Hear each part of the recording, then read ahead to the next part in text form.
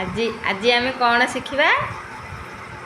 आज तुम देहर अंग प्रत्यंग विषय रे इंग्लिश रे जानिबा मु ओडिया रे कहबी तमे इंग्लिश रे कहबो हैला। मुंड को इंग्लिश रे कौन कहंदी चुट्टी की कान को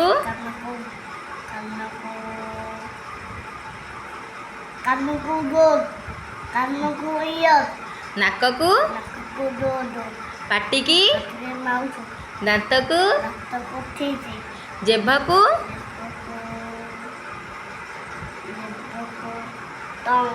आखि की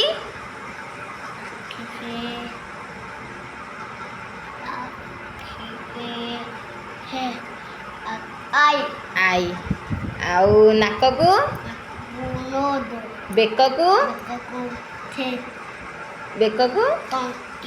नेक हाथ को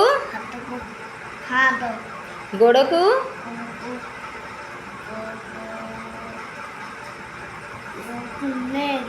छाती की पेट को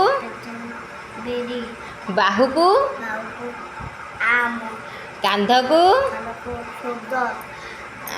पापुली की पाम अंगूठी की पाद को कहूणी की एम्बो